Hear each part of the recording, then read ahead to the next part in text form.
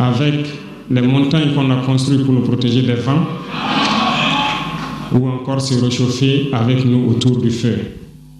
Telle est la question qu'il faut qu'on se pose.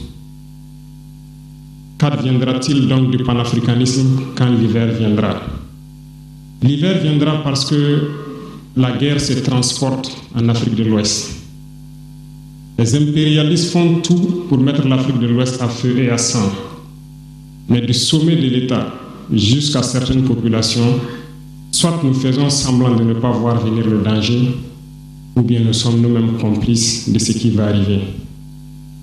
Le chaos pourrait s'installer. Je dis bien pourrait s'installer. Beaucoup de gens pourraient mourir.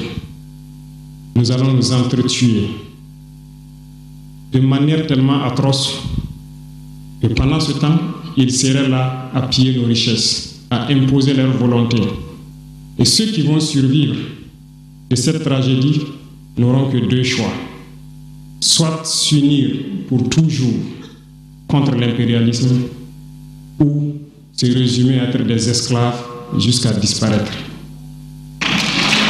Il faut donc se prémunir de l'hiver noir qui vient. Nous ne pouvons pas comprendre que les Noirs en Afrique de l'Ouest ici prient Dieu que les terroristes tuent des populations noires. Nous ne pouvons pas comprendre que des chefs d'État lâches se cachent derrière des médias, soi-disant médias, pour décourager, insulter, activer la haine entre les populations.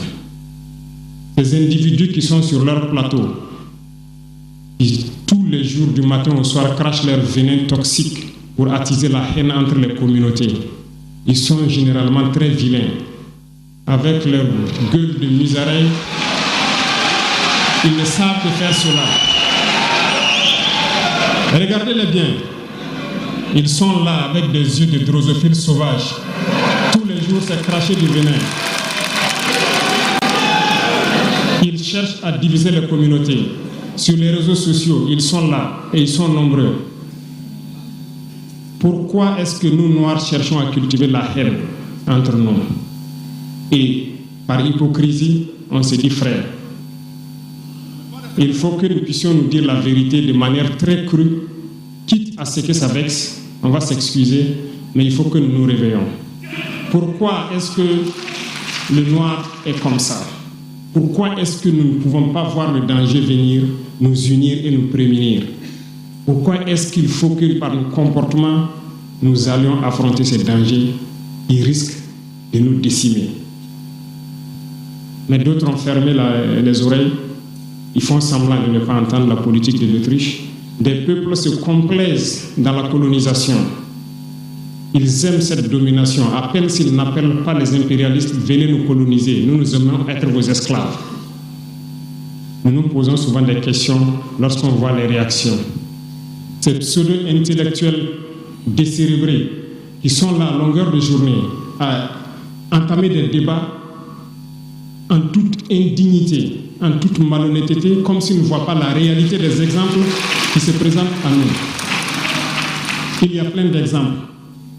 Lorsque la démocratie fait certaines choses contraires aux règles même qu'elle s'est fixées, ils ferment les yeux là-dessus. Mais ils sont prompts à nous appeler juntes ou putschistes. Mais soyez sûrs d'une chose, nous sommes unis et nous resterons unis. Et nous devons ouvrir les yeux. L'AES va évoluer. Tout n'est pas forcément rose. Tout ne peut pas aller au rythme que nous souhaitons. Mais nous avançons sereinement et nous allons arriver à notre objectif. Et quand viendra l'hiver,